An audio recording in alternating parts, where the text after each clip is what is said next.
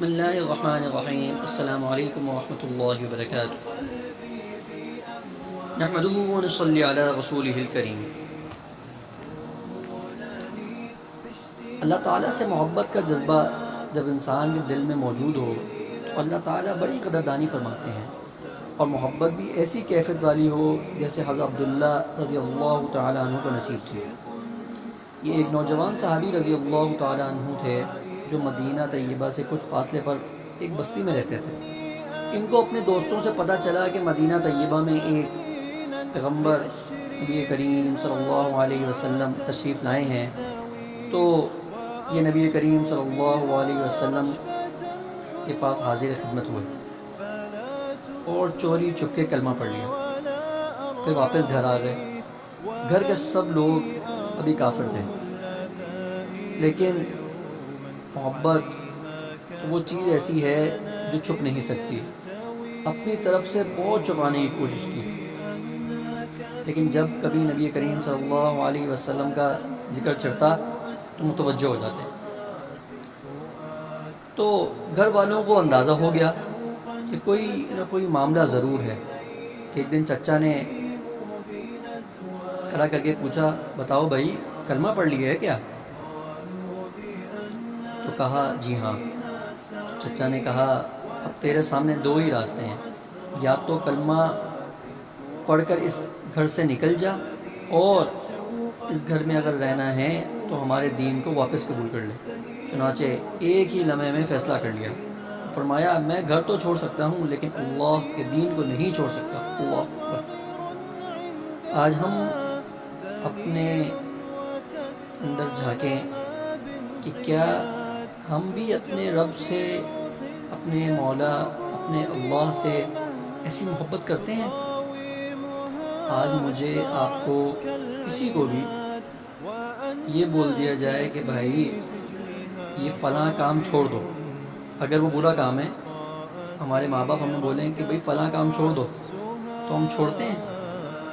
حالانکہ بالکل چھوٹا معمولی سا کام، اس کی محبت ہمارے دل میں کتنی ہوتی ہے، لیکن وہ اللہ جو ہمارا رب ہے، ہمارا مالک ہے، ہمارے دل میں اس کی کتنی محبت ہے، یہ ہم سب کو سوچنا چاہیے۔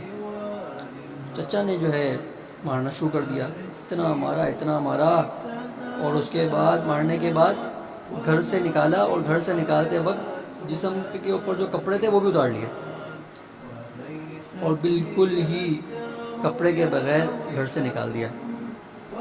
تو ماں جو ہے وہ بالآخر ماں ہوتی ہے، اس نے چھپکے سے اپنی چادر پکڑا دی بیٹے کو کہ بیٹا اپنا سطر چھپا لینا۔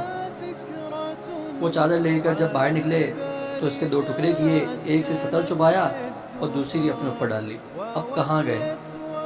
جہاں سودا کر چکے تھے، قدم بے اختیار مدینہ کی طرف بڑھ رہے تھے۔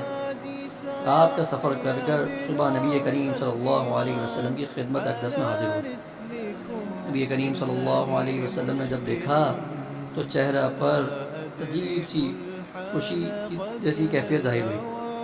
صحابہ کرام رضی اللہ تعالیٰ عنہم اجمعین جو نبی کریم صلی اللہ علیہ وسلم کے ارد گرد تھے، انہوں نے جب دیکھا کہ نبی کریم صلی اللہ علیہ وسلم کس کو دیکھ کر مسکرا رہے ہیں، نبی کریم صلی اللہ علیہ وسلم کے پاس حاضر ہوئے اور عرض کیا، اے اللہ کے نبی صلی اللہ علیہ وسلم، سب کچھ چھوڑ چکا ہوں، اب تو آپ صلی اللہ علیہ وسلم کے قدموں میں حاضر ہوں۔ چنانچہ اصحاب صفہ رضی اللہ تعالیٰ عنہ نے کو شامل کر لیا گیا اور وہیں رہنا شروع کر دیا، کیونکہ قربانی بہت بڑی تھی اور اللہ تعالیٰ سے محبت میں اپنا سب کچھ داؤ پر لگا دیا تھا، اس لیے اس کا بدلہ بھی ایسے ہی ملنا چاہیے تھا۔ حدیث مبارکہ میں آیا ہے کہ حضرت عبداللہ رضی اللہ تعالیٰ عنہ مسجد نبی صلی اللہ علیہ وسلم کے دروازے پر بعض اوقات بیٹھے ہوتے تھے اور ایسا جذب طاری ہوتا تھا کہ اونچی آواز سے اللہ اللہ اللہ کہنا شروع کر دیتے تھے۔ حضرت عمر رضی اللہ تعالیٰ عنہ نے دیکھا تو انہوں نے ڈانٹا کہ کیا کر رہے ہو؟ یہ سن کر نبی کریم صلی اللہ علیہ وسلم نے فرمایا، اے عمر، عبداللہ کو کچھ نہ کہو، یہ جو کچھ کر رہا ہے اخلاص سے کر رہے ہیں۔ پھر کچھ عرصہ گزرا تو نبی کریم صلی اللہ علیہ وسلم ایک غزوہ میں تشریف لے گئے۔ عبداللہ رضی اللہ تعالیٰ عنہ بھی ساتھ تھے۔ راستے میں ایک جگہ پہنچے تو بخار ہو گیا۔ نبی کریم صلی اللہ علیہ وسلم کو پتہ چلا تو آپ صلی اللہ علیہ وسلم نے حضرت ابو بکر اور حضرت عمر رضی اللہ تعالی عنہما کو لے کر تشریف لائے۔ جب وہاں پہنچے تو حضرت عبداللہ رضی اللہ تعالی عنہ کے چند لمحات باقی تھے۔ نبی کریم صلی اللہ علیہ وسلم نے ان کے سر کو اپنی گود میں رکھا۔ یہ وہ خوش نصیب صحابی رضی اللہ تعالیٰ عنہ ہیں جن کی نگاہیں چہرہ رسول صلی اللہ علیہ وسلم پر لگی ہوئی تھیں اور وہ اپنی زندگی کے آخری سانس لے رہے تھے۔ سبحان اللہ۔ گود مبارک میں ہی اپنی جان اس کیفیت میں جان آفرین کو سپرد کر دی کہ نبی کریم صلی اللہ علیہ وسلم نے ارشاد فرمایا ان کے کفن دفن کی تیاری کرو۔ آپ صلی اللہ علیہ وسلم نے اپنی چادر بھجوائی اور فرمایا کہ عبداللہ کو اس چادر میں کفن دیا جائے۔ سبحان اللہ۔ واہ اللہ، تو بھی کتنا قدردان ہے کہ جس بدن کو تیری راہ میں ننگا کیا گیا، آج اس بدن کو تو اپنے محبوب صلی اللہ علیہ وسلم کی کملی سے چھپا رہا ہے۔ سبحان اللہ۔ سودا تو کر کے دیکھیے اللہ رب العزت سے کیسی قدردانی فرماتے ہیں۔ ہم لوگ جو ہیں وہی بے قدر ہیں کہ اللہ تعالیٰ کو بھی کہنا پڑا وما قدر اللہ حق قدری، اور انہوں نے اللہ تعالیٰ کی قدر نہیں کی جیسی کرنی چاہیے تھی۔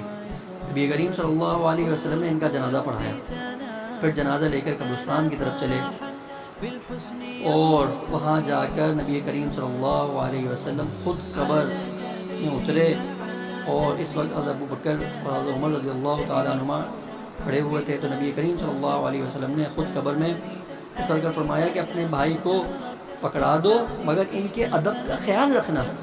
آپ صلی اللہ علیہ وسلم نے اس عاشق صادق کو اپنے ہاتھوں میں لیا اور زمین پر لٹا دیا، وہ اپنی امانت کو زمین کے سپرد کر دیا۔ حدیث مبارکہ کا مفہوم ہے کہ اللہ تعالیٰ کے محبوب صلی اللہ علیہ وسلم نے جب ان کو زمین پر رکھا تو آپ صلی اللہ علیہ وسلم نے ارشاد فرمایا اے اللہ میں عبداللہ سے راضی ہوں، تو بھی اس سے راضی ہو جا۔ یہ ایسے الفاظ تھے کہ حضرت عمر رضی اللہ تعالیٰ عنہ بھی سن کر وجد میں آ گئے اور کہنے لگے کہ میرا جی چاہتا ہے کہ کاش آج نبی کریم صلی اللہ علیہ وسلم کے مبارک ہاتھوں میں میری میت ہوتی۔ دیکھا، محنت، مجاہدہ اور قربانیاں کرنے والوں کو اللہ رب العزت یوں بدلہ دیا کرتے ہیں۔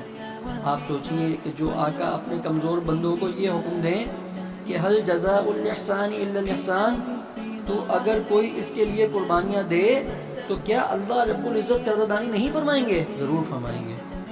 اللہ تعالیٰ ہمیں بھی اپنی محبت نصیب فرمائیں، اور ہم جو آج دنیا کی بے فضول محبت میں لگے ہوئے ہیں جس کی کوئی اہمیت ہی نہیں اللہ کے نزدیک، ہم اس کے پیچھے بھاگے جا رہے ہیں اپنے صبح شام جو ہے وہ اس دنیا کی محبت میں ضائع کر رہے ہیں، اور جو اصل محبت جس سے کرنی چاہیے تھی، جو ہمارا خالق ہے، ہمارا مالک ہے، ہمارا رب ہے، اس کو ہم نے چھوڑ دیا ہے۔